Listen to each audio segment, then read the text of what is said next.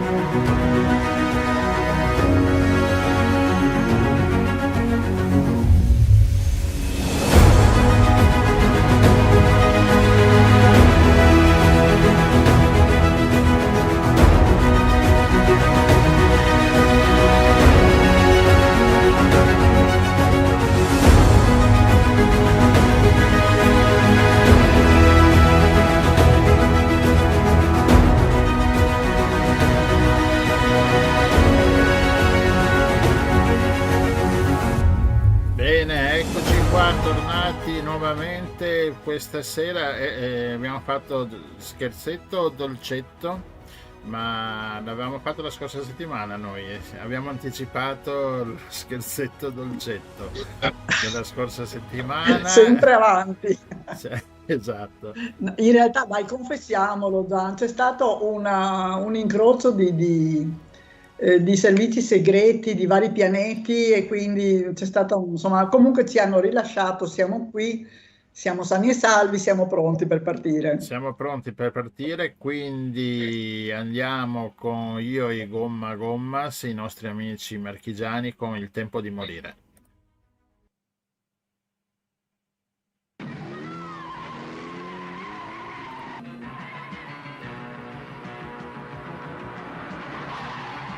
Motocicletta 10 HP tutta cromata e tu se dici sì mi costa una vita per niente la dare, ma ho il cuore malato e so che guarire, non dire no, non dire no, non dire no, no, no, no, non dire no. Lo so che ami un altro, ma che ci posso fare? Io sono un disperato, perché ti voglio amare, perché ti voglio amare, perché ti voglio amare, perché ti voglio amare.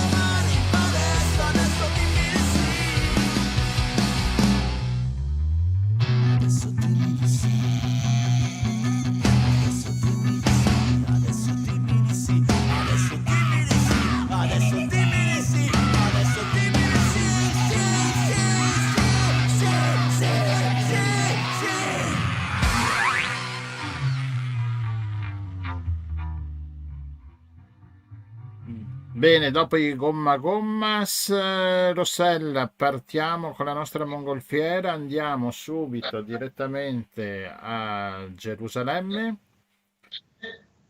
e Voliamo a Gerusalemme dove troviamo il professore Edoardo Menegazzo che insegna all'Università di di Betlemme. Betlemme. Benvenuto Edoardo. Grazie, buonasera a tutti. Sono qua ancora a Gerusalemme. Io abito a Gerusalemme, sono un dipendente del Ministero degli Esteri e per questioni, come dire, di tipo assicurativo noi abbiamo l'obbligo di residenza a Gerusalemme, anche se poi operiamo interessante in Palestina. In Palestina ci sono 2 lettori, attualmente sono rimasto solo io perché l'altro lettore che era a nord, a Ramallah, è rientrato in Italia per fine mandato, e in tutto Israele lettori del Ministero sono 4, uno a Tel Aviv, all'Università Ebraica, poi c'è un'altra nomina sempre all'Università Ebraica però di Gerusalemme, ma attualmente tutte le altre 3 sedi, insomma ad esclusione della mia, sono scoperte per fine mandato e quindi attualmente a Gerusalemme ci sono soltanto io. Quindi sei la colonna portante della lingua e della cultura italiana in Israele e in Palestina? Diciamo che al momento sono l'unico rappresentante, ecco. Non esistono dipartimenti di linguistico, di lingua italiana o di italianistica nelle università palestinesi, soltanto dei corsi, cioè sono diciamo che non esiste ancora un corso di laurea in italiano, però si spera che prima o poi verrà istituito.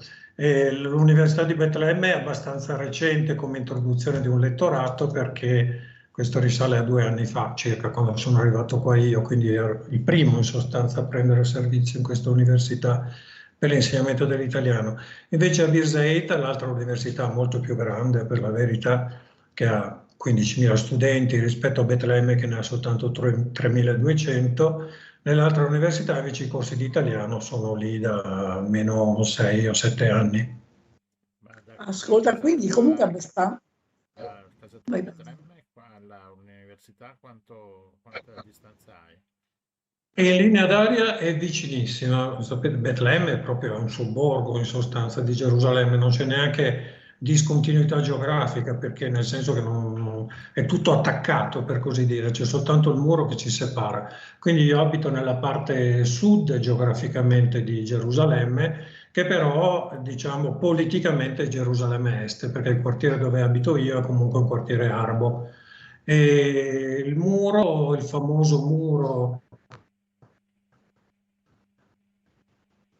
da Israele, che è stato costruito a partire dal 2002, il famoso muro è qui a circa 300 metri da casa mia. C'è un passaggio pedonale e un passaggio per le auto. I checkpoint sono 4 per arrivare a Betlemme, ma attualmente sono tutti chiusi per quanto sta succedendo a Gaza e per questioni, come dire, di sicurezza, perlomeno da parte israeliana. Quindi le migliaia di giornalieri che ogni giorno attraversano il passaggio pedonale e vengono a lavorare a Gerusalemme sono a casa loro. Quindi questi, oltre in termini di vite umane, anche oggi l'ultimo disastro, l'ultima catastrofe, ma anche un profondo e gravissimo impatto economico sui palestinesi che in grosso numero vengono a lavorare qui, soprattutto nei cantieri, nell'ambito dell'agricoltura, nelle fabbriche. Quindi diciamo che questa crisi comporterà seri danni e ci vorranno anni poi per riprendersi, così come era successo con il Covid, quando la Palestina è rimasta chiusa, tutti i luoghi e quindi anche in questo caso diciamo, il reddito che arriva da queste fonti esterne viene a mancare. Quindi adesso non stai andando all'università? No, da quando è iniziata la guerra, il 7 di ottobre, le lezioni sono state messe online. C'è anche un motivo pratico. Gli studenti, per esempio gli studenti di Betlemme, non sono tutti, non abitano tutti in Palestina, molti di loro abitano a Gerusalemme Est e quindi in pratica sono impossibilitati a raggiungere l'università perché, come vi ho detto, i checkpoint sono chiusi. E una buona percentuale degli studenti sono studenti arabi, però con residenza permanente a Gerusalemme Est. E in questo caso loro non possono accedere ai servizi universitari e per questo motivo le lezioni sono online. Sono online anche nelle altre università al momento per questioni anche di sicurezza. È molto pericoloso anche per gli studenti spostarsi, anche in Cisgiordania. La vicinanza dei settlements, delle colonie, dei coloni comportano rischi notevoli, insomma ci potrebbero essere degli assalti, eccetera. E nel momento in cui la sicurezza diventa prioritaria, le lezioni vengono automaticamente fatte online.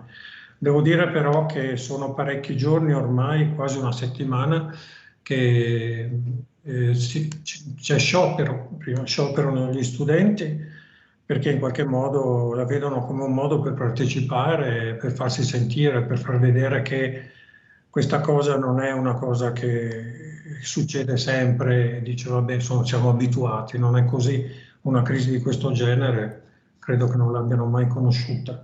E poi quando non ci sono scioperi ovviamente ci scappa il morto anche tra gli studenti, già 2 studenti dell'Università di Betlemme sono rimasti uccisi dal giorno 7 di ottobre in conflitti armati, o l'altro giorno un ragazzo in uno dei 2 campi profughi che sono a Betlemme, un nostro studente dell'Università di Betlemme, e in questo caso l'università proclama una giornata di lutto e quindi le lezioni vengono sospese. A seguito della bomba che è esplosa oggi nel campo di rifugiati a Gaza, domani è stata proclamata una giornata della rabbia, cioè l'autorità palestinese sciopera, che chiude qualsiasi tipo di attività, scuole, università, uffici, tutto viene chiuso domani e sono giornate anche molto a rischio perché è possibile che ci siano scontri, eccetera, la gente scende in strada e vediamo. E insomma un clima molto pesante, quindi perché noi vediamo giustamente, si parla molto di Gaza e mi sembra anche il minimo visto quello che sta succedendo, però nel resto della Palestina non è che le cose vadano benissimo, nel senso, dicevi, ecco, ricordiamo magari le colonie sono insediamenti per il governo israeliano, se non ricordo male, ecco, ma non fanno poi nulla per togliere questi insediamenti, anzi cominciano con qualche casa mobile, qualche cosa così, poi un po' alla volta costruiscono e sono in terra palestinese e quindi sono vicinissimi, Sì. e non solo, ma sono abbastanza aggressivi anche. Abbiamo sentito l'altro giorno, no, il presidente americano Biden chiedere di tenere sotto controllo i coloni perché insomma sono molto ostili. Io mi ricordo che alle bomba che scortavano i bambini a scuola perché altrimenti vengono aggrediti, gli lanciano le pietre, oppure accompagnano i pastori, se no le pecore povere, anche quelle lanciano le pietre alle pecore. È così, gli insediamenti ormai sono coriandoli sparsi in tutta la Cisgiordania, quindi anche la famosa ipotesi che ogni tanto viene riesumata, soprattutto in questi giorni, della creazione di 2 stati, dal punto di vista pratico, operativo, non si sa bene come possa essere realizzato, visto la continuità territoriale. Certo. Proprio perché ci sono tutti questi insediamenti sparsi nel territorio. Già qui dove abito io, nella parte sud di Gerusalemme, che si incunea, diciamo, al confine con Betlemme, sono in qualche modo circondato, ne ho uno enorme alla mia destra, verso est, e un altro verso ovest. Quindi per questo motivo, insomma, anche negli allarmi razzi che abbiamo avuto in questi giorni, non tantissimi in verità anche rispetto a Tel Aviv, dove frequenza i razzi, Abbiamo avuto l'ultimo ieri, però, a distanza di quasi forse una settimana dall'ultimo che avevamo sentito, e i razzi cadono sempre anche qua vicino. Di solito vengono intercettati dal sistema radar israeliano, però siccome ci sono due insediamenti molto grossi israeliani qui vicino, molto spesso... Non sono dei vicini comodi. Ascolta, Edoardo, e quindi quando stanno per arrivare i razzi suona un allarme e voi cosa dovete fare? Allora, suona un allarme fortissimo, abbastanza terrificante, come tutti gli allarmi, suona in parti diverse della città, quindi uno è anche in grado di capire quanto vicino è il pericolo. Quando è qui vicino, insomma, l'allarme è fortissimo, il suono è fortissimo e dura forse meno di un minuto. Poi c'è questo momento di silenzio e poi iniziano le esplosioni. Quindi il tempo, se si è vicino a un rifugio, di entrare nel rifugio, oppure se si è per strada, di sperare che non succeda nulla. Per la verità, I rifugi ce ne sono tanti nei vari quartieri o...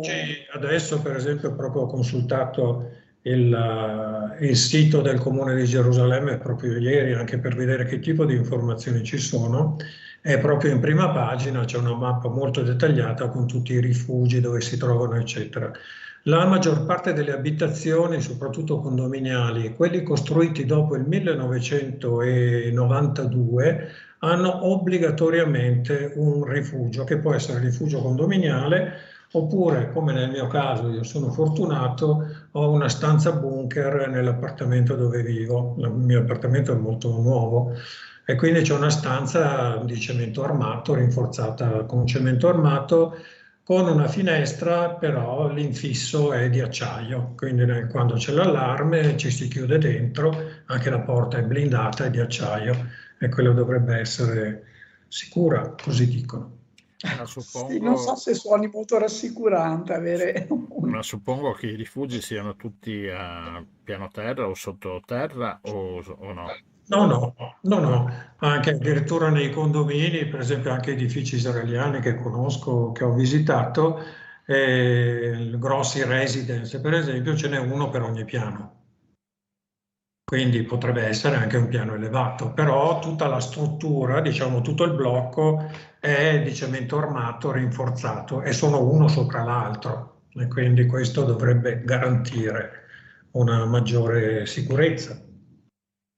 Ascolta Edoardo, com'è la vita quotidiana adesso a Gerusalemme? Cioè, c'è un clima così pesante oppure si fa una vita normale, commerci, negozietti, cose? Sì, diciamo che a Gerusalemme, dal punto di vista così apparente, sembrerebbe tutto ritornato alla normalità, i mezzi pubblici funzionano, gli uffici sono aperti, funzionano in realtà a regime ridotto perché tantissimi impiegati sono riservisti e quindi negli uffici pubblici israeliani, vi ho detto prima che ho contattato il comune perché avevo bisogno di una cosa, ma in sostanza le pratiche sono tutte rallentate perché una grandissima percentuale di chi lavora lì al fronte è stata richiamata come riservista e questo certo comporta, come dire, una vita che sembra e apparentemente normale, poi bisogna vedere in quale zona di Gerusalemme si va. Se andiamo a Gerusalemme Est, ci sono stato domenica scorsa, il clima lì è tutto diverso, è molto militarizzato, quelle sono zone più a rischio, la città vecchia è presidiata, l'esercito c'era già anche prima, ma adesso ci sono controlli anche alle porte, soprattutto alla porta principale, e che è anche la porta, diciamo, dove molto spesso succedono disordini, che è la porta di Damasco. Quindi lì la sorveglianza è molto forte, ci sono anche perquisizioni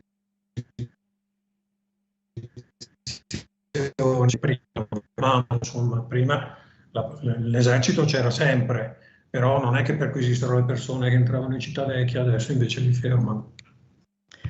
E a che distanza si trova Gerusalemme da Gaza? Sono 75 chilometri. Quindi vicino. Sì, Ma quindi è molto piccola. arrivano echi di... No, io i bombardamenti non li sento per fortuna. Mi dicono che però da Tel Aviv si sentono anche le esplosioni. Io questo non l'ho verificato di persona, ma così mi dicono. Io purtroppo da qui sento molto bene i rombi degli aerei che vanno a Gaza.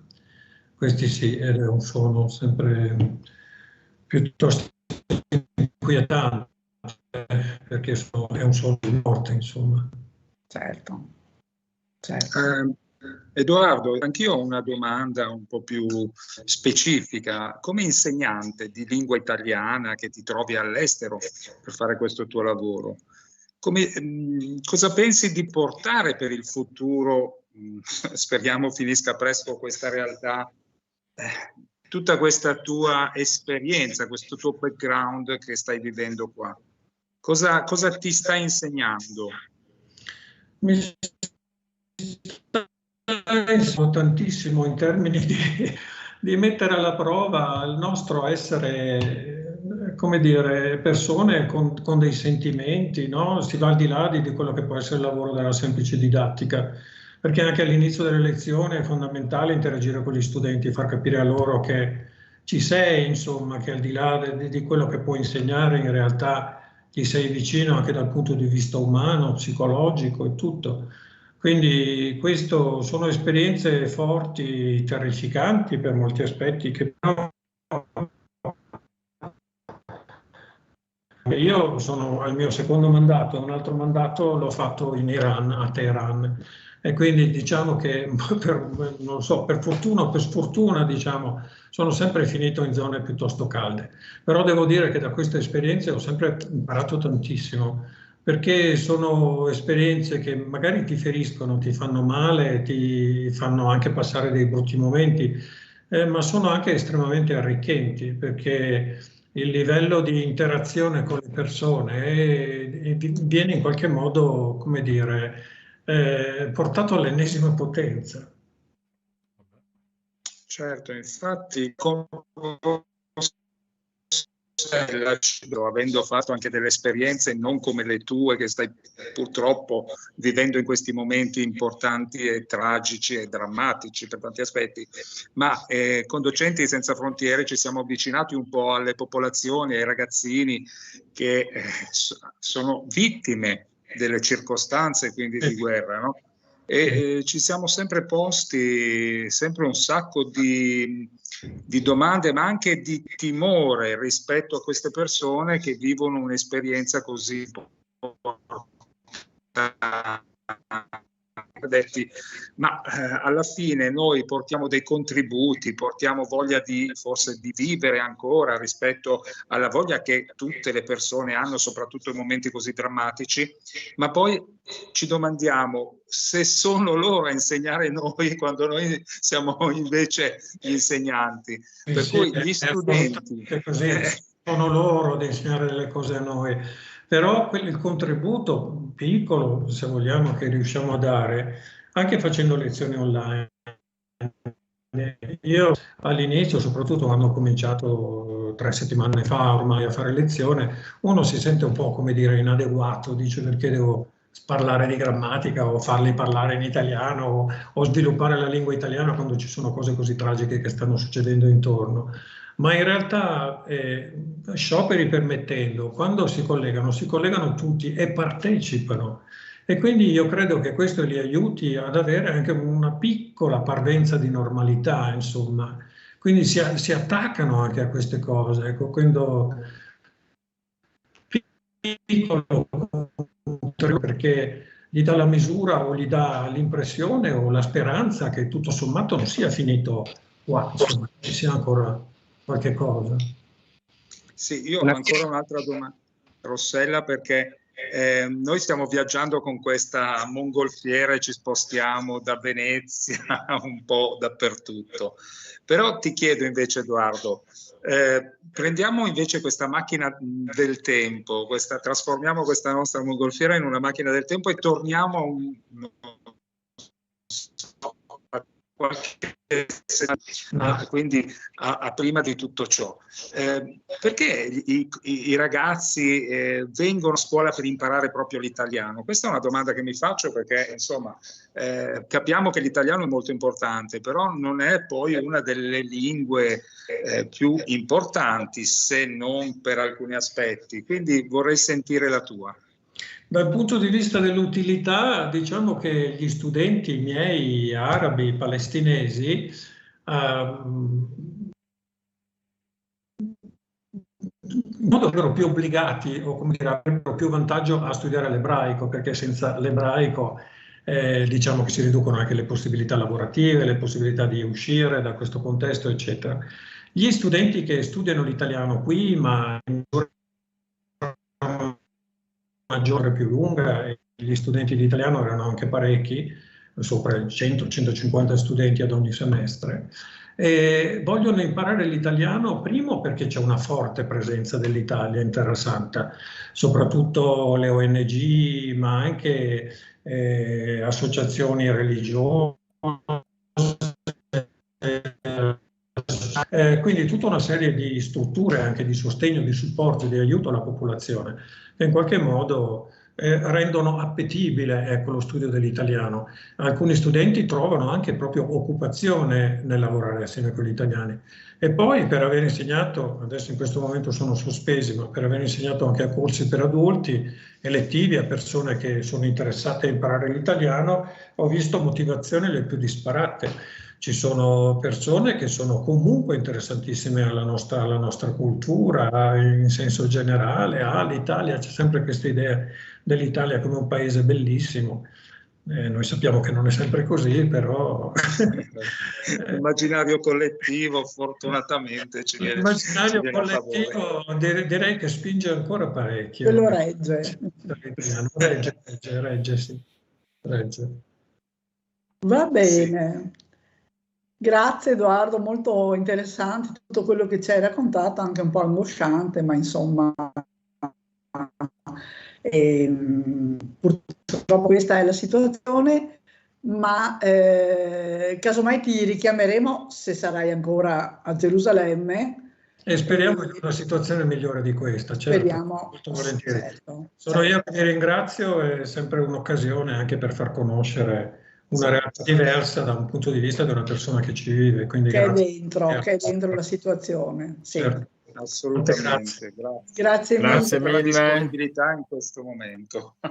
Grazie. Grazie a te.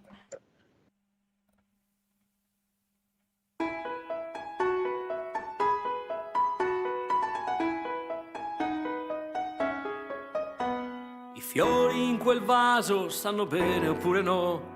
Li guardi da lontano, già sai quello che dirò. Poi ci pensi, ci ripensi e ne aggiungi un altro in più. E poi sposti un po' la tenda e la tiri anche più giù. E la luce ben soffusa con sapiente abilità. Hai già messo in fresco il vino, anzi, pardon, il tuo champagne. E poi cerchi nell'armadio quella gonna che non c'è, che mi faccia dire ancora che son pazzo di te. Guardi inquieta l'orologio, io non sono ancora lì. Il lenzuolo fa una piega, può andar bene anche così. Dopo aver fatto l'amore, certo il tempo ci sarà di indagare il mio ritardo con gran scrupolosità. Ma quando la nave salpa è così dolce guardare il porto, mentre tutti ti piangon per morto.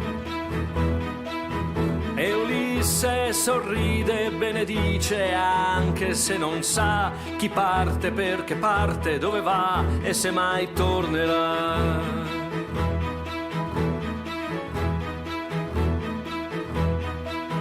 Hai chiamato gli ospedali, hai cercato anche il mio bar. Un amico ha raccontato tutto quel che sa. In effetti l'altro giorno tra il biliardo e un Pernod vagheggiava di velieri, di pirati e di Defoe. 4 stracci nella sacca, qualche libro e un gilet, i miei sandali spaiati, 10 sigari, il caffè.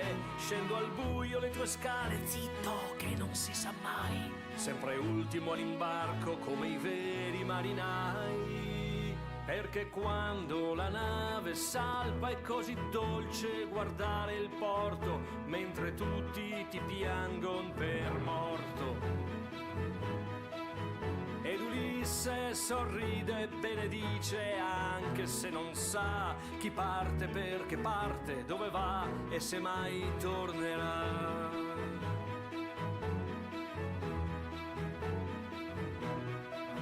Salperò con gli Spagnola, il Narciso, il Pecò, stravaccato sul Sartiame, certo mi rilasserò. Farò rotta sud-sud-ovest verso i mari del sud, tieni pure la mia sveglia, a me non servirà più. Perché quando la nave salpa è così dolce guardare il porto, mentre tutti ti piangon per morto. Ed Ulisse sorride e benedice, anche se non sa chi parte, perché parte, dove va e se mai tornerà. E se mai tornerà.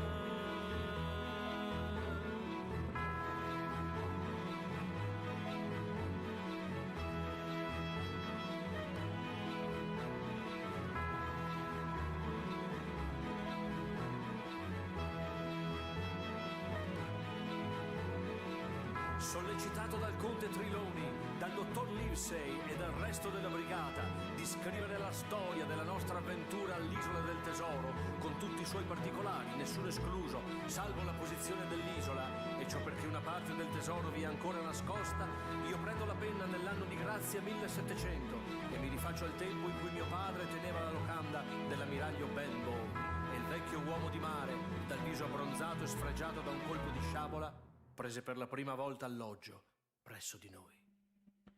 Eccoci qua, Ulisse, quando la nave salpa di Paolo Ganz, noi abbiamo salpato con la nostra mongolfiera e andiamo a Napoli dove troviamo il nostro amico Carmine. Ciao Carmine! Ciao, buonasera, buonasera a tutti voi, buonasera a tutti i radioascoltatori. Bentornato. E si parlava di Ulisse, Buonasera. quindi di Partenope e quindi di Napoli. Esatto, non a caso, non è messa a caso la canzone. Sì, Partenope si diceva prima che era la sirena che, disperata per non aver circuito Ulisse, ammailato Ulisse, si lancia sugli scogli dell'isolotto di Megaride, dove attualmente è il Castel dell'Ovo, quel meraviglioso castello che si vede nel Golfo, e lì nasce Partenope, dove ci sono le spoglie di Partenope, appunto della sirena Partenope. Poi le altre due Ascolta, vanno Carmine. più a sud. Allora, noi ti abbiamo chiamato perché è sempre molto attuale il discorso, la discussione sul rapporto fra il turismo e le città più ambite dai turisti, che mostrano segni di sofferenza. Mostrano segni di sofferenza da vari punti di vista. Ecco. E Napoli è, oltretutto in questi anni, ha avuto anche un grandissimo rilancio turistico, sicuramente una meta molto affascinante.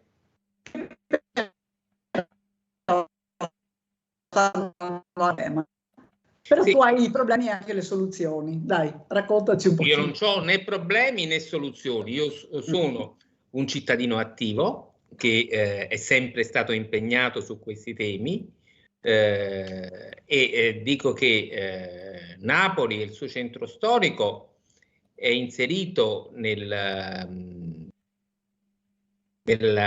carta UNESCO Patrimonio Mondiale dell'Umanità, proprio perché è uno dei pochi centri storici dove i residenti continuano a testimoniare la loro tradizione, il loro modo di essere, dove appunto c'è un centro storico non svuotato e non ancora, allora, 20 anni fa, gentrificato. Adesso purtroppo dopo 30 anni le cose sono cambiate. Il patrimonio UNESCO, qualcuno addirittura vorrebbe togliere la targa ricorda che il centro storico è patrimonio mondiale dell'umanità proprio perché c'è questa aggressione massiccia e la mercificazione del centro storico della città. E quindi una sorta di snaturazione anche della targa UNESCO, perché man mano anche in una forma molto soft, non aggressiva, si stanno espellendo sia le attività che i residenti dal centro storico. Un po' perché chiaramente una focacceria banalmente riesce a sostenere un costo maggiore per il fitto rispetto a un ciabattino o un artigiano di ceramica, e quindi man mano il negozio che è accanto al ciabattino, che è diventata focacceria, vede che il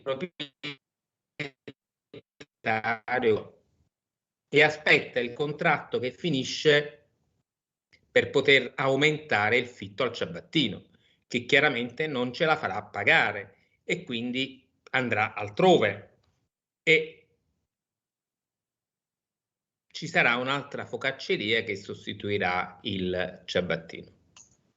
C'è una strada a Napoli che si chiama San Sebastiano, dove man mano tutti gli artigiani, i commercianti, gli liutai che erano lì perché erano degli strumenti musicali, si sta svuotando. Per fortuna, devo dire, 15-20 giorni fa, un mese fa, il comune ha fatto un'ordinanza sindacale dove ha sospeso tutte le licenze di somministrazione alimentare nel centro storico. Non so se siamo ancora in tempo, ma come ecologisti, come ambientalisti, noi stavamo incominciando a dire che abbiamo combattuto lo smog sostituito con la puzza di frittura del cuopo. Abbiamo combattuto le auto in divieto di sosta e ci siamo ritrovati i tavolini. Tra l'altro, insomma, c'è stata la proroga Covid. Per questo governo purtroppo non ci sono state altre situazioni di proroga di Covid, tranne che per i tavolini dei bar e dei locali. Cioè il Covid non esiste più per nessun'altra ragione, non c'è più emergenza, però si concede gratis lo spazio di occupazione di suolo che normalmente dovrebbe essere destinato ai residenti. A Napoli vi dico un'anteprima, stiamo studiando un format come associazione costituita da poco, la mia, che si chiama Gentle Green Events, e i comitati dei residenti, per creare una sorta di decalogo del locale amico del quartiere. Perché c'è anche un altro problema. Non solo salgono i fitti, ma aumenta proprio il costo della vita nel centro storico. Certo. Un caffè che prima costava €1 adesso costa €1,50. Un cornetto che prima costava €2 mo costa €2,50. Una famiglia che deve comprare 4 cornetti ci vogliono €10. Se va in periferia ne paga 4 perché costa €1 in periferia il cornetto. Questo per fare degli esempi, fermo restante che comunque supermercati nel centro storico non se ne trovano proprio più. Quindi c'è un problema reale. L'amministrazione comunale se ne sta rendendo conto, ha bloccato appunto le licenze. Su sollecitazione dei comitati dei residenti c'è anche un consigliere comunale eletto proprio sostenuto da questi comitati che vogliono, insomma, non è che combattono l'economia dei locali, ma vorrebbero un'economia sostenibile e compatibile con la propria vita quotidiana, dove la notte si dorme, la mattina si va a lavorare. E questo consigliere comunale ha anche fatto un'indagine dove si è andato a verificare che, guarda caso, non si sa perché, le multe del divieto di sosta superano del 1000% le multe dei tavolini selvaggi. Quindi vuol dire che c'è un problema, c'è È una è una storia comune questa che condividiamo. Sì, ma con dati alla mano. Quindi c'è una tolleranza verso questa appunto tendenza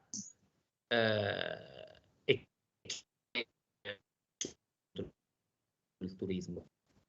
Ma il turismo dovrebbe essere lo strumento per poter far vivere meglio i residenti, non per espellerli e farli vivere malamente. Certo. E allora abbiamo un aeroporto che dalle 6:10 del mattino accoglie aerei e circa 100.000 persone si vedono questi aerei sorvolare a pochi metri dai Perché è vicinissimo, tra l'altro, no? e al centro della città. Abbiamo la problematica appunto dei tavolini selvaggi che hanno invaso le zone recuperate alla vivibilità urbana. Quindi se non hai soldi per sederti al tavolino, quasi non hai più spazio. Non cammini. Non ti puoi sostenere, non ti puoi trattenere, non puoi vivere la socialità, perché ormai è solo per quelli che possono permettersi di pagare il servizio al bar, la cosa. La vita aumenta, il FIT aumenta perché chiaramente il proprietario aspetta che finisce il contratto per poterne utilizzare il locale che ha e metterlo a disposizione dei turisti. Per fortuna il governo, non so se per motivi diversi, anzi sicuramente per motivi diversi, perché sollecitato dalla lobby degli albergatori, sì, ha aumentato le accise su le case vacanza. Ma questo probabilmente è utile, insomma utilizziamo anche questo per salvare i nostri centri storici. Sì, perché questo è un altro problema, no? Cioè queste case affittate a poche notti rendono molto di più che un affitto annuale, per cui... E quindi c'è l'espulsione. Ma c'è arrivato Napoli che poi probabilmente, non siamo sicuri, ma è probabile che la maggioranza delle proprietà in un tempo erano governate da club poco igieniche e poco raccomandabili, probabilmente queste risorse vengono gestite dall'eredità di quei clan e quindi si sostiene quella versione. Come associazione noi abbiamo creato diversi coordinamenti sia per creare un osservatorio permanente sul centro storico, sia per dire sì, il turismo è utile, deve essere utile innanzitutto ai residenti, per creare posti di lavoro, visto che al sud non ce ne sono, e purtroppo è questa la diatriba. Volete la pressione antropica, volete gli aerei sui tetti o volete il posto di lavoro magari anche a nero nel bar? E quindi è questo il ricatto politico che si fa alla città. Ebbene, noi stiamo dicendo non vogliamo lavorare contro il turismo, però dobbiamo spalmarlo su tutta la città, portare la ricchezza del turismo a tutto il territorio, che è abbastanza grande, ma contemporaneamente, se lo spalmiamo, permettetemi il termine, verso le colline, noi alleggeriamo la pressione antropica sul centro storico, rendiamo più vivibile il centro storico, che poi si tratta semplicemente di una strategia di comunicazione nata in modo giusto, perché io ero fra i protagonisti di questa rinascita o rinascimento napoletano, e ci volemmo concentrare su due stradine piccole per attrarre più turisti, che erano il Decumano Maggiore e il Decumano Inferiore della vecchia Napoli greco-romana, ma poi l'UNESCO ha riconosciuto un territorio molto vasto della città e si doveva fare in modo che l'attrazione e sia la promozione e valorizzazione turistica dovesse coinvolgere tutto il centro storico, che è immenso, è uno dei più grandi centri storici d'Europa. L'unico problema è che è compreso fra la collina e il mare, e allora Napoli non è quella che fanno vedere nel centro storico, né il Cristovelato, che purtroppo è diventato Disneyland. La gente ci va senza capire l'arte, la cultura, ma anche il pensiero filosofico e, diciamolo, massonico che sta dietro questa cappella, perché rappresenta simbolicamente l'iniziazione massonica del principe Sansevero, ma ci sono altri attrattori e ogni collina di Napoli ha al suo apice un attrattore. Allora basterebbe dimenticarsi che abbiamo questi due decumani e valorizzare e spingere i turisti verso questi altri attrattori. Faccio degli esempi quasi banali. Alla cima di Capodimonte c'è il museo di Capodimonte, che è secondo soltanto agli Uffizi. All'apice della collina del Vomero San Martino c'è Sant'Elmo, c'è il museo di San Martino. L'apice della collina dei Camaldoli c'è l'Eremo dei Camaldoli. All'apice della collina di Posillipo c'è il Parco Virgiliano e così via. Ci sono tantissimi attrattori culturali, turistici che possono attrarre turisti, farli vivere un'esperienza veramente unica, non quella della pizza a portafoglio da €1 e con la carta che va buttata a terra, perché poi si viene a Napoli anche con l'immaginario che il napoletano è un fetente e quindi ci si ha la libertà di fare come i mass media dicono che fanno i napoletani, ma non è così, e che non lasciano nulla in termini di ricchezza, ma soltanto in termini di monnezza. E allora bisogna fare una pianificazione turistica partendo dal rispetto dei residenti e, perché no, passare dal turismo sostenibile, dove Napoli non ha avuto manco l'idea di cosa fosse, direttamente al turismo responsabile, dove i residenti diventano protagonisti del loro territorio e pianificano insieme all'amministrazione comunale lo sviluppo turistico sostenibile del proprio territorio. Molto bello, questa idea dovrebbe essere condivisa da tutte le aree che sono meta di turismo e sono tutte più o meno in sofferenza. Vediamo Sì. Venezia, ma vediamo Firenze, ma vediamo Barcellona stessa, anche ci sono infatti, tutto manifesti. il mondo Per esempio, ha risolto però, per esempio, il problema dell'aeroporto. Ce l'aveva in casa, adesso l'ha messo oltre le montagne, insomma, qualcosa c'è. Io in questo momento sopra il mio tetto, che abito a Capodimonte, è passato un aereo, ma parlo di 100 metri sopra il mio tetto, questo è e iniziano alle 6:10 del mattino. Certo. qua a Venezia si vuole, Per si vuole esempio, raddoppiare la non è che pista. siamo contro gli aerei. Indubbiamente io non lo prendo l'aereo, ma se andiamo in Francia già si sta iniziando ad abolire le linee aeree che coincidono con l'alta velocità. Certo.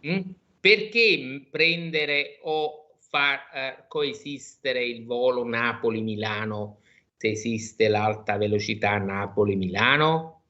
Allora il governo dovrebbe intervenire su queste curve, il numero degli aerei.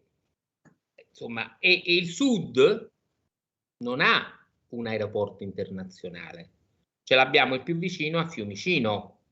Potremmo creare un aeroporto internazionale del Sud nei pressi di Napoli, collegata all'alta velocità, e espellere dal centro storico abitato l'aeroporto di Capodichino.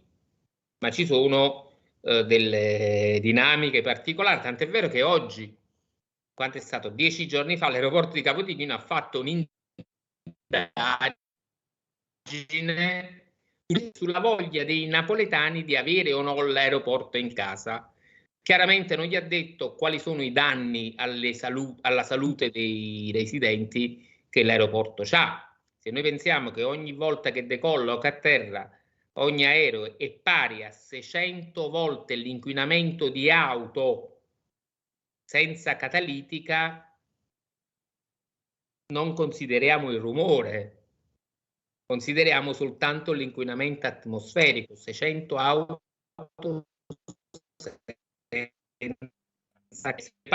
170, 180 ogni giorno in pieno centro cittadino, oltre alle navi, che non c'è l'elettrificazione.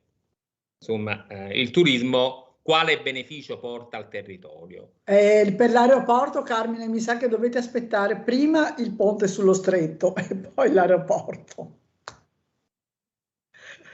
Fermo restante che siamo nel XXI secolo, alla vigilia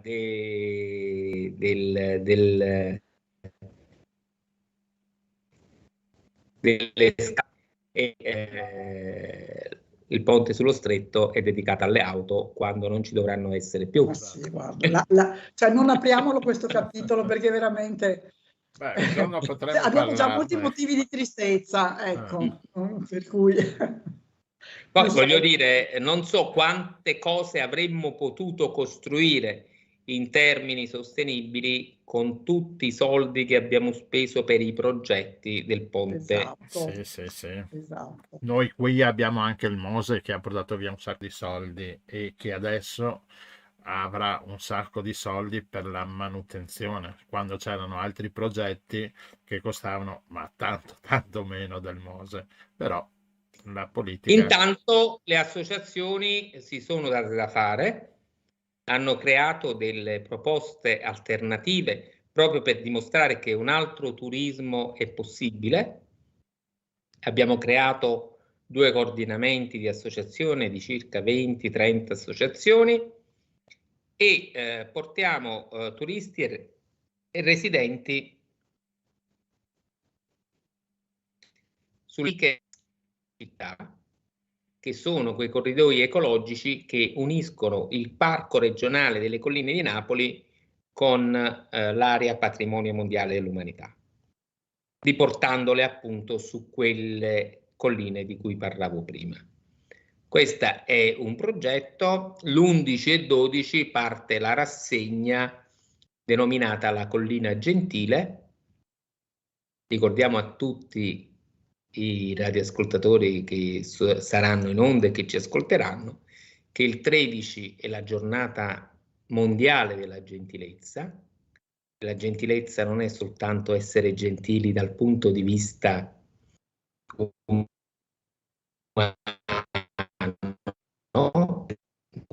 comunità, nei confronti del territorio, nei confronti del pianeta, quindi l'impronta ecologica leggera, proposte turistiche che possono essere veramente un valore aggiunto al territorio e proporremo appunto una rassegna della Collina Gentile, che sarebbe la collina legata al Museo di Capodimonte e al Museo Archeologico. 2 musei importanti che stanno nello stesso territorio. Il Museo Archeologico di Napoli penso che sia quello più importante d'Europa, perché raccoglie reperti di Pompei e Ercolano, oltre la collezione Farnese, e il Museo di Capodimonte lo sappiamo bene, con tutti i capolavori che ci sono. Ma tra questi musei ci sono tantissimi altri attrattori che non sono soltanto fisici, ma sono paesaggistici e sono culturali della comunità. Va bene, Carmine, ci salutiamo che abbiamo visto è entrato il prossimo ospite e niente, buona giornata della gentilezza e ci risentiremo più avanti. E complimenti per il tuo sito, andatelo a vedere, abbiamo messo l'indirizzo, lo potete leggere e vedere, andate che è molto molto molto interessante. Non so quale avete messo, ne abbiamo il Gentle Green, l'ultimo Green sì, Events. quello degli eventi, Esatto. degli eventi gentili Esatto. e green, sì. Però c'è il sito scaledinapoli.com, ma là sono tutti collegati dopo.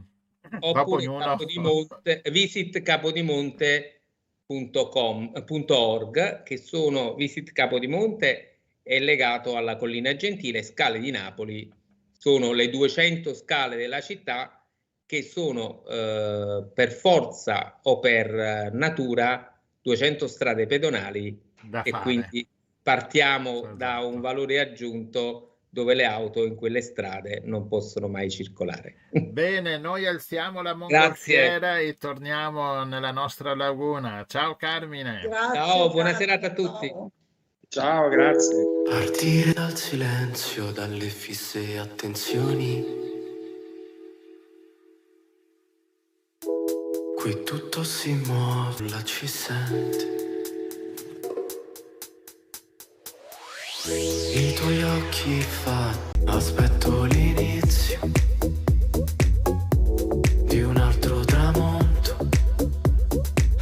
È chiaro e forte il suo respiro, muove le maree. Lei veste il cielo con il mare, vuole il bacio e poi la notte. I desideri come gocce sulle stelle nei sentieri. Oh luna, i nostri sogni senza limiti si fanno bere in calici a sorsi.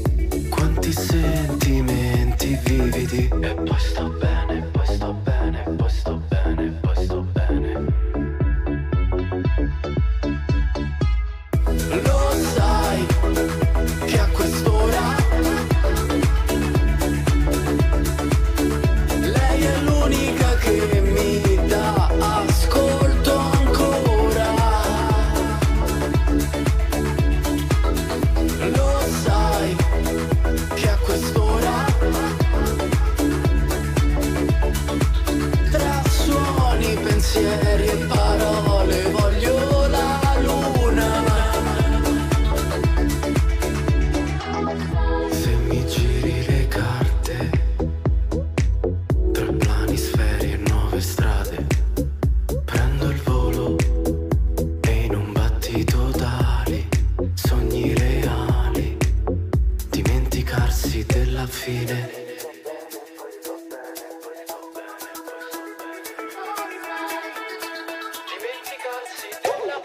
Lo sai che a quest'ora lei è l'unica che mi dà ascolto ancora.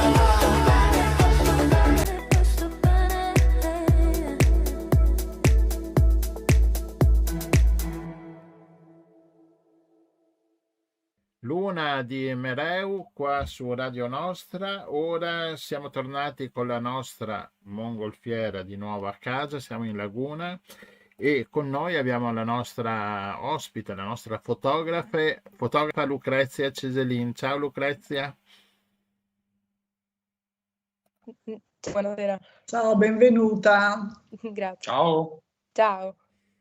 Allora, noi abbiamo chiamato Lucrezia perché per la sua tesi di laurea ha svolto un progetto legato alla laguna e fino a qua niente di nuovo, nel senso la laguna è un ambiente studiato tantissimo e da tantissimi punti di vista, ma nonostante questo Lucrezia è riuscita a trovare un punto di vista originale.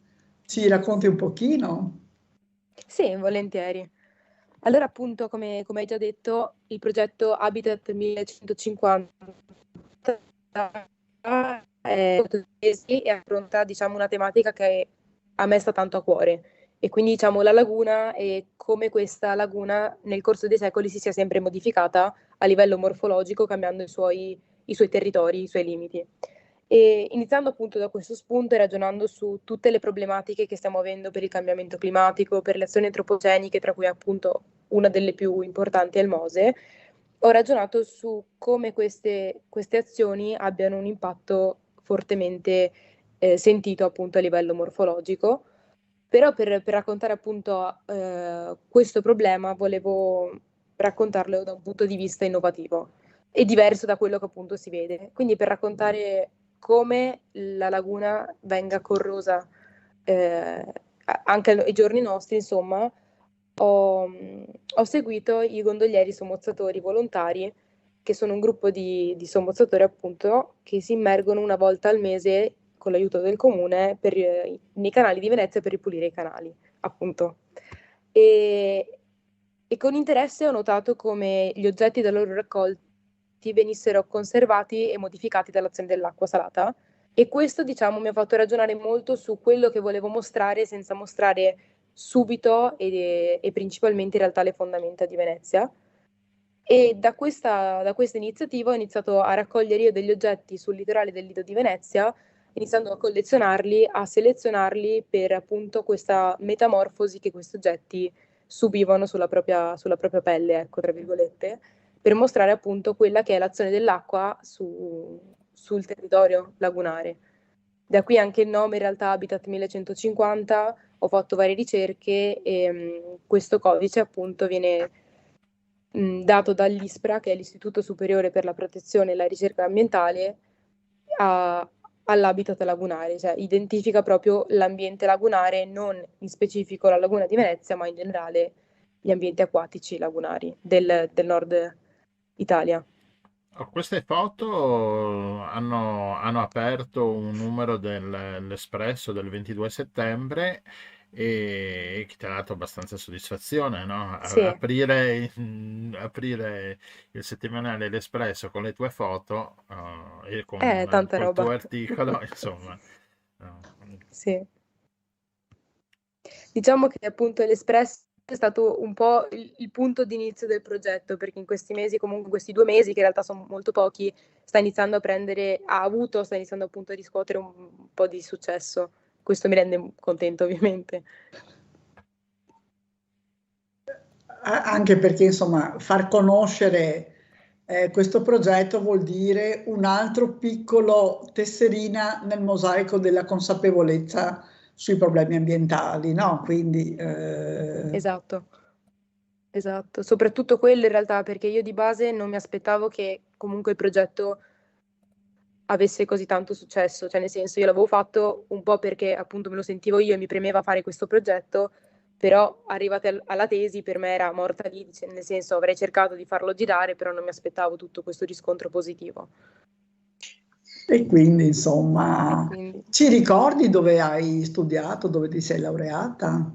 io ho studiato a Roma, alla RUFA, che è un'accademia di belle arti, infatti si chiama Rome University of Fine Arts, dove mi trovo tuttora perché in questi giorni sto andando ad allestire una mostra che si terrà appunto in sede universitaria dal 6 novembre al 17 novembre. E metterai in mostra le tue foto. Esatto, sì. Beh, complimenti. Grazie.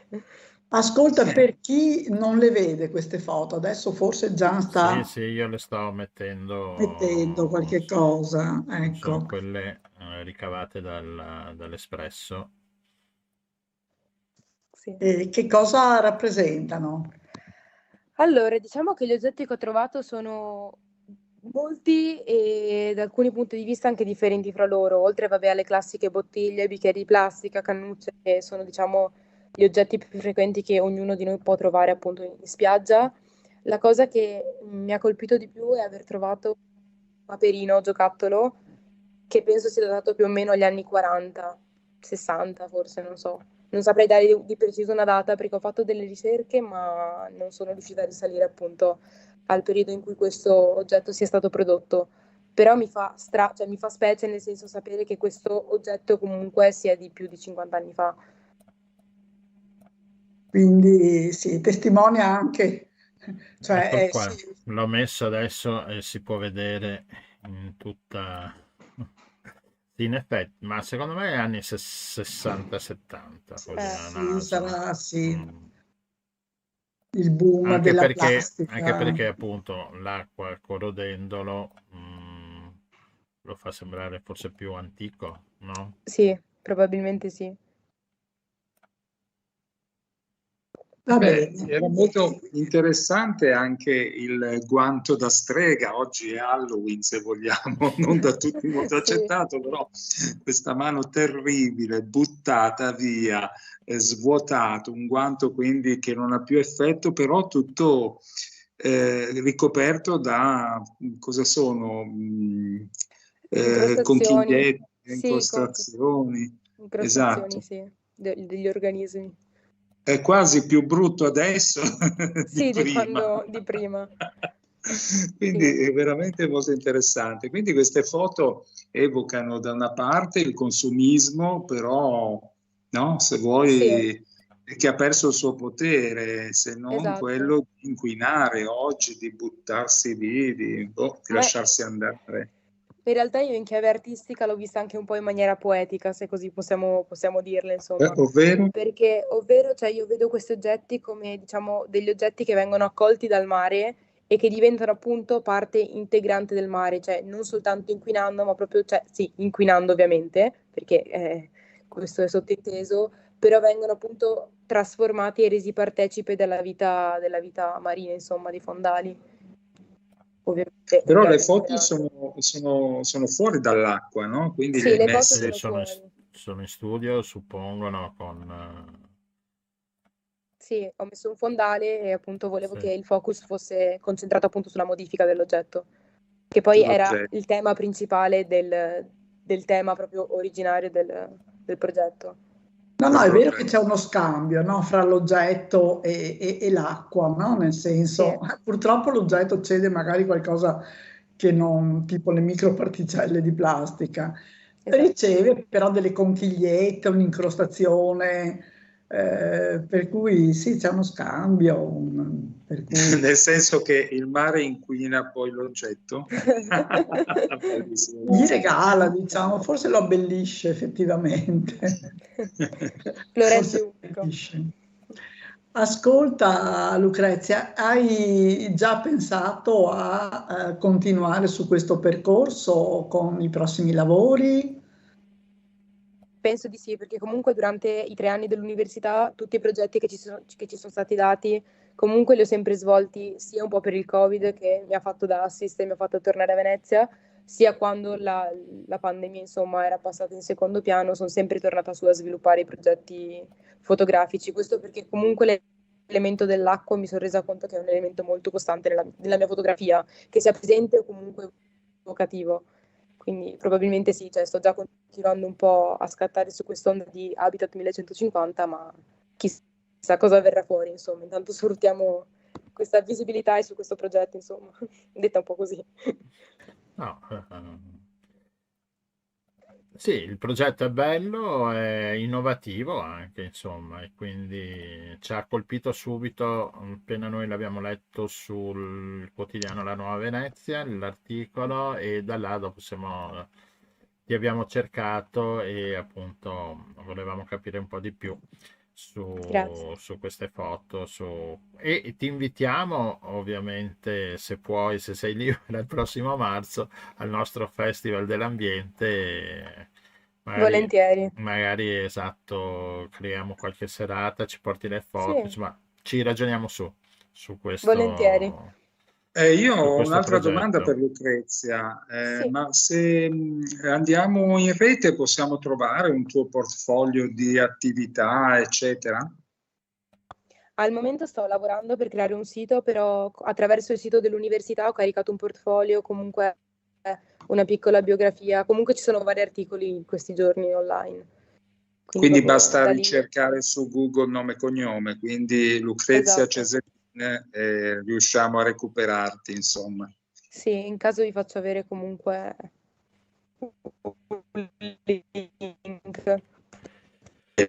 Va bene. Va bene, Lucrezia, grazie mille. Complimenti. In bocca al Grazie a voi. lupo. Grazie. Grazie a In te. bocca al lupo per il progetto romano, che adesso, Grazie.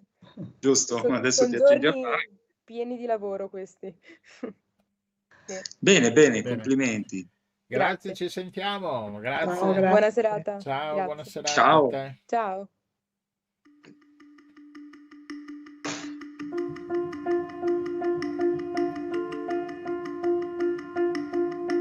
Dimmi qual è la tua menzogna, ognuno ne ha una, io ti dirò la mia. Parla, cos'hai nella testa, in camera da sola, con la finestra chiusa. Mentre guardi la televisione, senza troppa attenzione.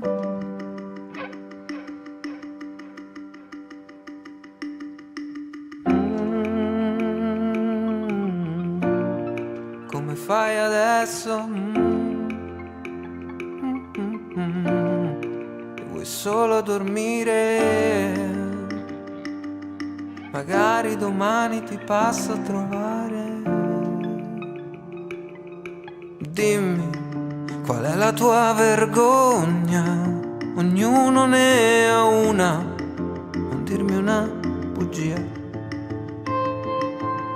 Senti, ma cosa avresti dentro? 2 ore chiusa in bagno a rovinarti il viso, mentre ascolti la tua canzone senza troppa attenzione.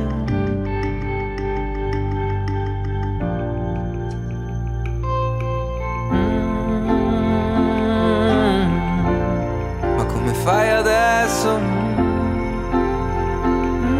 Che vuoi solo dormire? Magari domani ti passo a trovare. Capito adesso, ora stammi a sentire.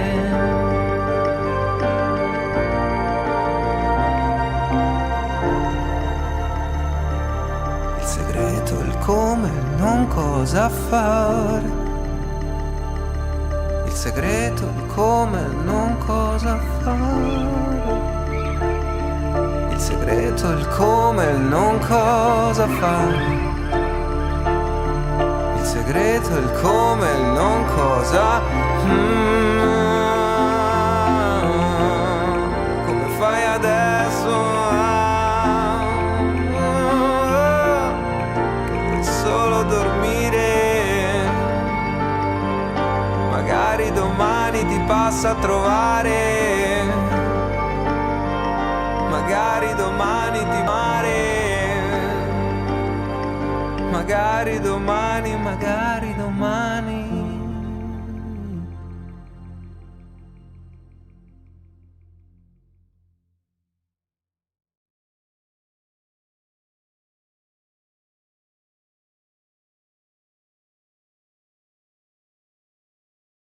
Ecco qua Sola di Galileo, che abbiamo avuto ospite lo scorso anno qui a Radio Nostra. E Rossella, ormai la nostra mongolfiera è rimasta ferma qui in laguna. È rimasta In ferma, laguna, però però abbiamo ricevuto un messaggio in bottiglia. Bello. Allora, come abbiamo sentito tutti, a Gaza sono state tagliate le linee telefoniche, le linee internet per 36 ore di seguito, poi sono state riattivate alcune linee, però vanno a singhiozzo, e tutto questo per dire che non siamo riusciti a qui come ci sarebbe piaciuto, con una persona che adesso vi dico chi è, ma Sami è riuscito a mandarci però un messaggio vocale. Sami Abu Omar è un cooperante, è il responsabile del Centro Italiano di Scambi Culturali Restiamo Umani con Vic, che aveva sede a Gaza, e in seguito all'ordine dell'esercito israeliano si è spostato anche lui, come molti altri, verso il sud della striscia, e ci ha mandato questo breve vocale abbastanza concitato. Tra l'altro era appena successo, meno di un'ora prima, un bombardamento in un campo profughi enorme che si chiama Jalabia, un campo profughi che in realtà è una città, più di 100.000 aveva, più di 100.000 abitanti, hanno sganciato bombe da 1 tonnellata, e quindi ci sono dei crateri mostruosi, e dopo riusciamo a mandare anche qualche foto. Vorrei dire una cosa sugli famosi scudi umani. Allora, Hamas, sul quale ovviamente nessuno di noi vuole difendere Hamas, per carità, e tutti noi siamo d'accordo che è stata un'azione efferata quella che ha compiuto, ma adesso Hamas viene accusato di usare gli scudi umani. Allora, Gaza è lunga 40 chilometri e larga circa 10. Quindi quando si dice striscia, intendiamo di terra, dove abitano 2.300.000 persone. Allora, non è questione di scudi umani. Siccome quelle persone sono tutte ammassate, c'è una densità, non mi ricordo, altissima, è una delle aree più densamente popolate al mondo, è chiaro che non puoi avere la bomba intelligente che cade sulla testa del miliziano di Hamas quando hai una densità tale. Quindi è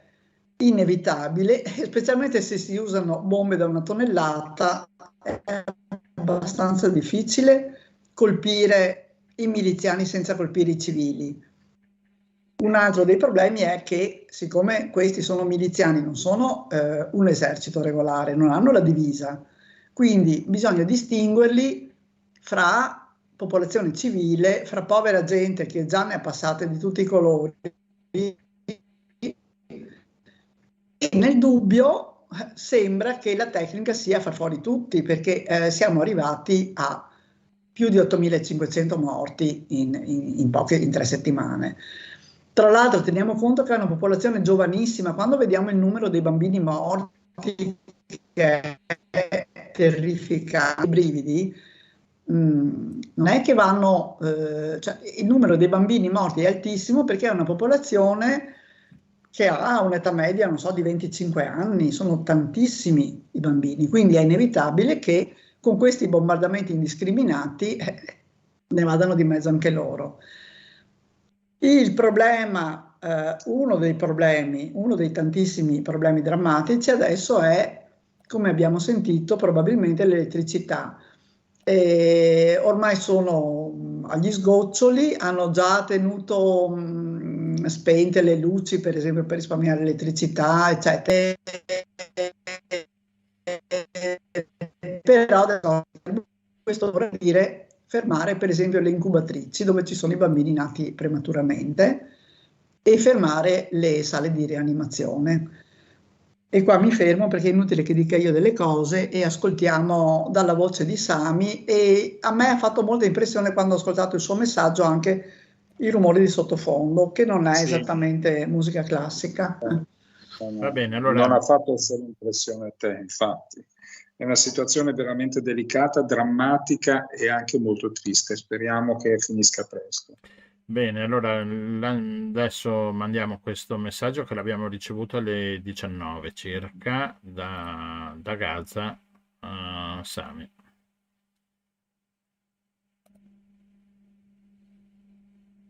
Un attimo che...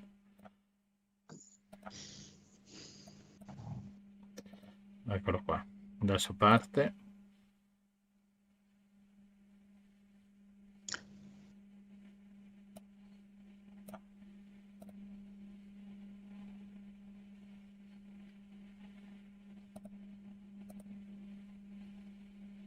Non parte. Si rifiuta.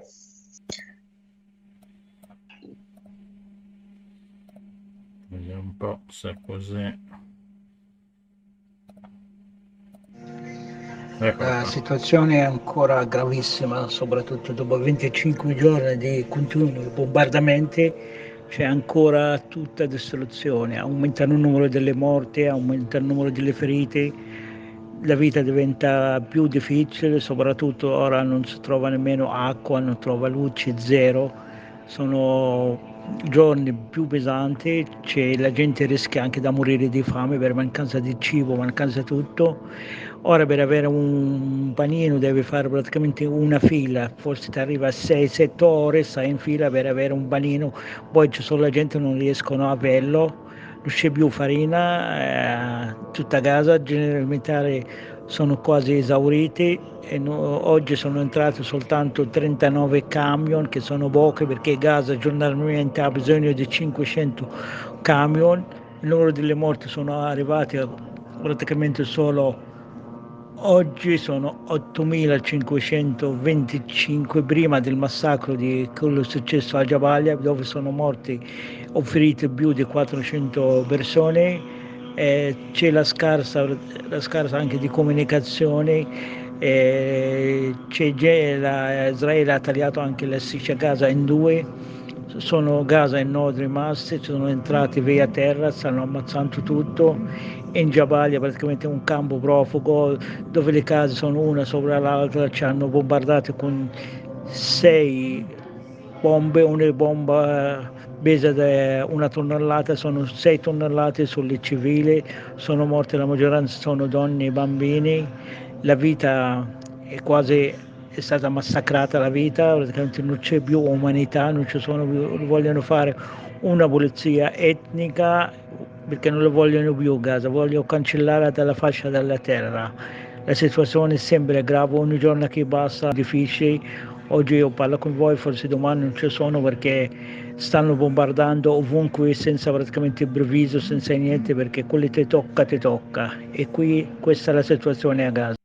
Ecco, questo è l'audio che abbiamo ricevuto oggi alle 19, prima del programma, e niente, speriamo che per magari di sentirlo meglio in diretta. Allora c'è il problema, come diceva Rossella, delle linee telefoniche, dell'elettricità che non hanno, devono caricarsi i cellulari quando riescono ad avere un po' di elettricità, e questo qua da Gaza abbiamo sentito Sami.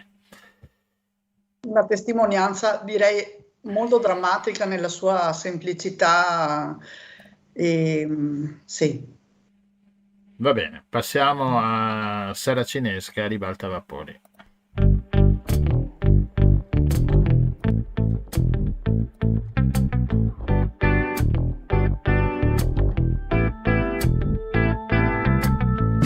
C'è chi mi guarda attraverso una coppia pensa perverso, si ripara dalla pioggia estiva sotto un dito di tetto, un filo di saliva. Sono una donna di strada, io sono Sara Cinesca. Cinesca.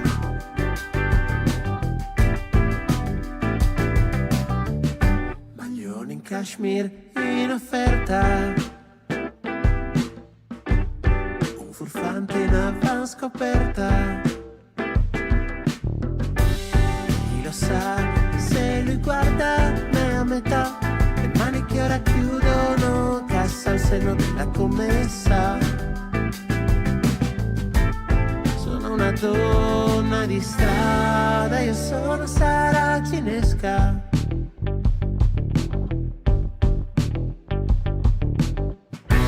Infradito gialle all'interno, sì, il mare esiste anche d'inverno. Oh, non mi dire che non hai mai fatto caso a quel che c'è oltre il tuo naso.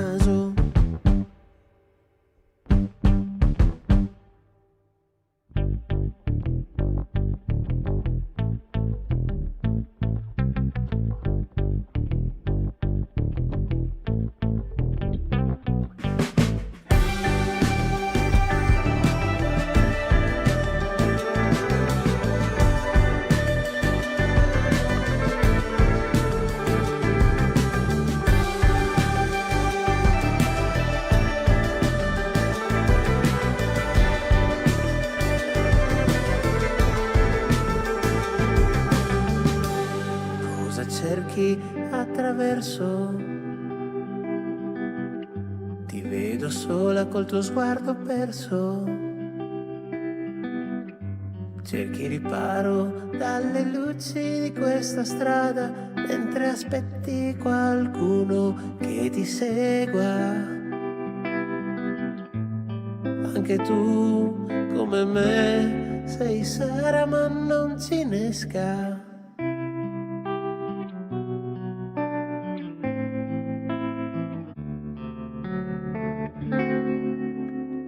O sei Francesca.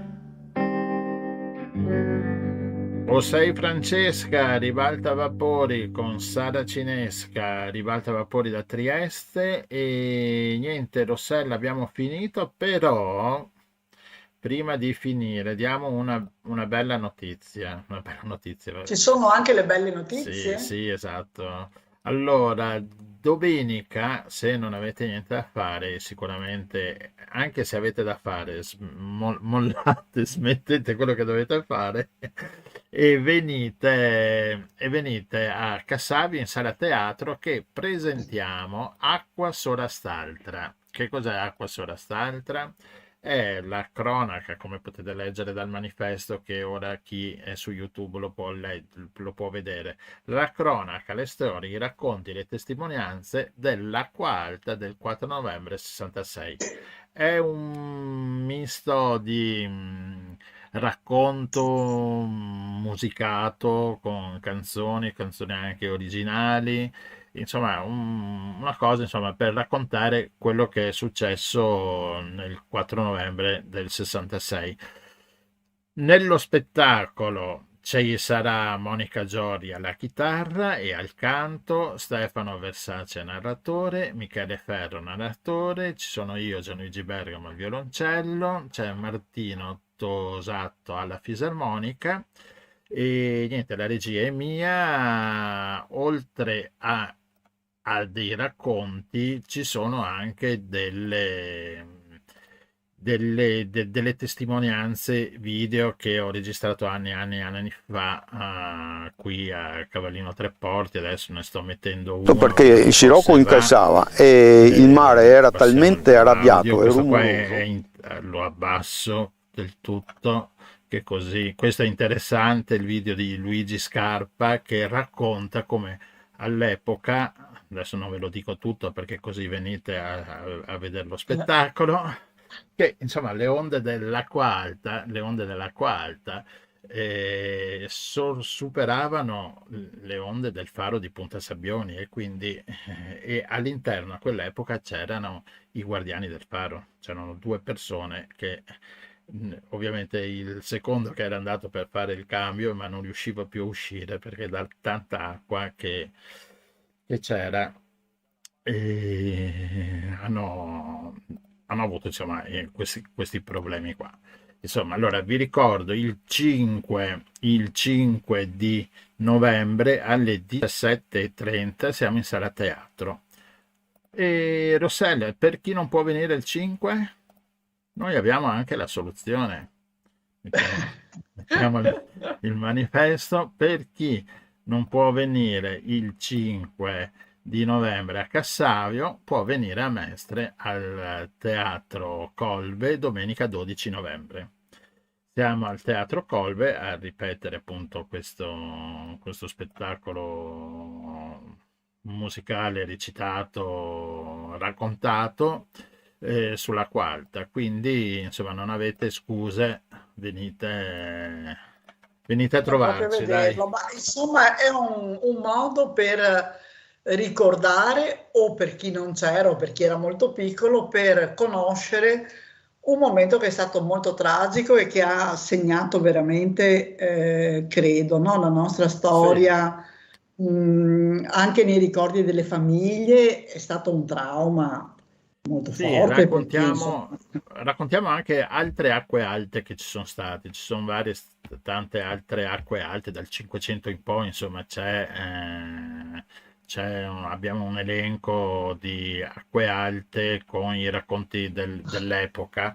È interessante anche il verbale che fanno i 2 carabinieri di Pellestrina che devono tenere l'ordine, ma non è facile con l'acqua che entrava da tutte le parti. E oltre alla tragicità però ci sono dei racconti anche, possiamo anche dire, divertenti, tipo le mucche che se le portavano in camera da letto sopra i primi piani perché sennò affogavano. Vabbè, insomma, venite il 5, acqua sola st'altra, un ricordo così sulla Quarta del 66. E basta, con questo abbiamo finito? Mando Avete la sigla ascoltato finale. il Giro del Mondo. Curiosi, abbiamo finito e abbiamo cominciato con Gerusalemme e finito con Gaza, ma insomma in mezzo ci sono stati anche degli intermezzi un po' più leggeri, diciamo, anche se sempre importanti, perché comunque anche la tutela dell'ambiente, che può assumere tantissime forme diverse, è importante. E così come la gentilezza ricordiamo la giornata, oltre che oggi un augurio alle zucche vuote e alle zucche piene. Ecco. Bene, a martedì prossimo sembra che abbiamo messo a posto tutta la parte tecnica, forse c'è qualcosina un po' sull'audio, sulla connessione, vediamo di risolverla per martedì prossimo e essere al 100% attivi e belli da sentire. E belli da sentire, ti piace questa? Belli da sentire. Va bene. Bellissimo. A martedì prossimo. Ciao. Ciao. Buona mongolfiera a tutti, ciao.